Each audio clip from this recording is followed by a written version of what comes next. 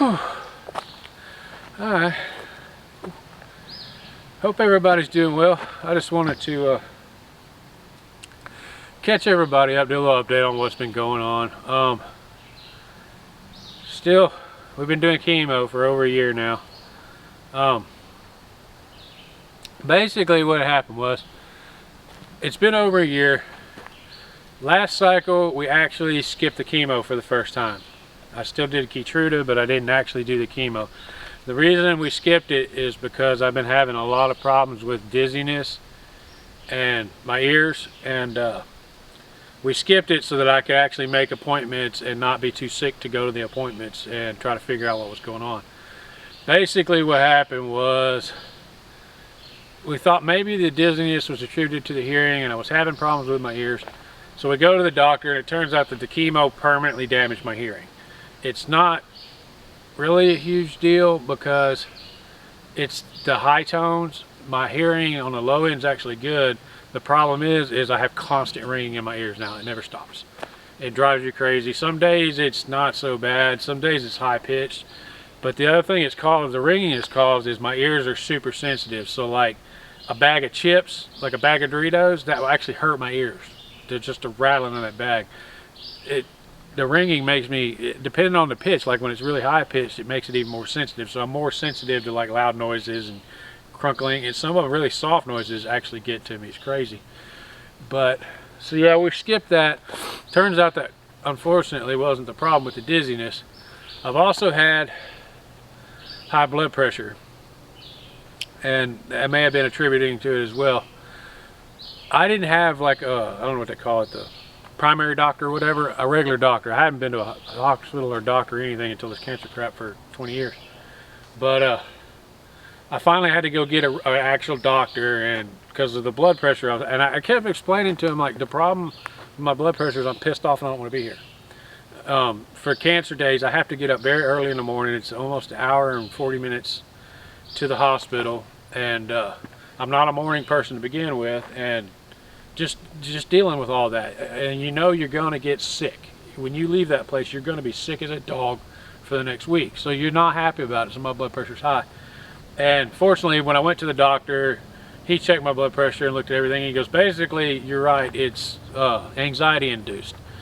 So instead of giving me a blood pressure medication, he gave me a medication that kind of helps slow your heart rate, kind of calm you down, and that seems to be helping. But the dizziness, we're not sure what it is, but it seems to be worse. And the cancer goes in a 3-week cycle. I get infusion, 3 weeks I get another infusion, and the first week you're just deathly sick. You don't get up, you don't do anything, you just try not to throw up basically. The second week you feel a little bit decent. The third week you're just tired, really tired, and that's when a lot of the dizziness happens. But so basically, yeah, while we skipped it, I was feeling not so horrible. I wouldn't say great, but not so horrible. So I was able to come up, and I really wanted to start the motor in the boat. I wanted to get the engine warmed up. I wanted to get the fluids circulating, get the seals wet. So while I was feeling decent, I came up here and I hauled up 50 gallons of water and got that. And inside the boat, several months back, I have drained all the fuel from the tank. It was old and nasty, and it was causing problems. So basically what I did was I got a really long fuel line, and I unhooked the tank, and I just hooked a 5-gallon gas can with a hand pump up to the fuel filter of the boat. And after all that, I mean, you got to understand, for me, a good day I might get 3 hours in, and then it's back in a chair with fevers and feeling like crap and just shaking and just crap. But I went through all that, got everything ready to go. I went to start the boat and it went click, and that was it. Nothing, no starter, no nothing. Well, as I looked around, I had absolutely nothing, no power at all, and it didn't matter. I narrowed it down to the selector switch. I have the crank in the house and the off, and I don't know why. I mean, it's been sitting up here, it hasn't really been used, but for some reason that switch blew out. So basically what I did was I was done for that day. Excuse me. I came up the next day and just directly wired it to the starter. Sorry. I directly wired it to the starter, and I did get it running. I ran it for a little while, got it heated up really nice. I ran through that 50 gallons, and I probably put in another 10 gallons, so probably 60 gallons of water I ran through it. And yeah, that was nice, but it completely wore me out. After that, I decided to get I found a box online that you could put the switch in. It's a flush mount box. Surprisingly, ridiculously thin plastic box was like $100. But I'm like, oh, it'll look better. It'll put puts the switch, because I couldn't find the locking. The switch I have now is a locking switch. It has a key, so nobody can just turn it. The new switch I have does not have a lock, so I'm like, oh, I'll just put it in this box. So I ordered a switch and I ordered the box. I brought the box up here to look at it, and the box is not only expensive, it's like 5.5 inches thick. And there's nowhere along the sides of the boat, insides of the boat is literally only like 5.5 inches. So there was no way that that was going to work. So I was like, that's $100, I'm not doing this. So I went ahead and sent it back. I do have the new switch. I'm going to go ahead and install it now. I'm probably going to go ahead and order another locking switch, since it is in an exposed area.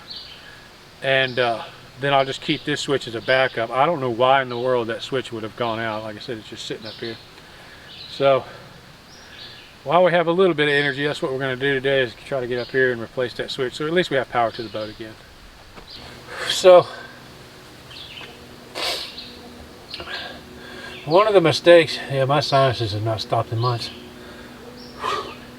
One of the mistakes I made was when I pulled this off to figure out what was going on, one of the wires was a little bit tight and I didn't realize it, and what I did was I ripped the eyelet off and the wire fell. So I did have to come back up here one day and use the fish to go back down and pull that wire up through it and recrimp it. So I got to be careful when I take it off this time.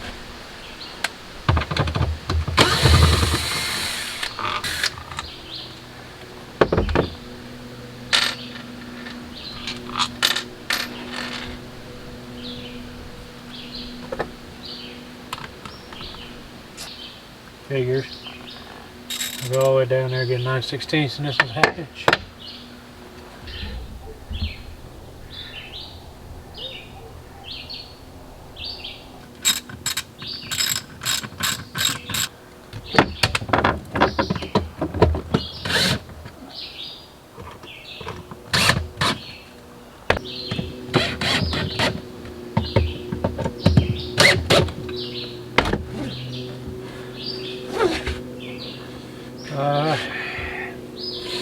Well, we got it on there. Nothing exploded. No arcing. Let's see if we got power. Oh. Oh. We got power there. Let's try this.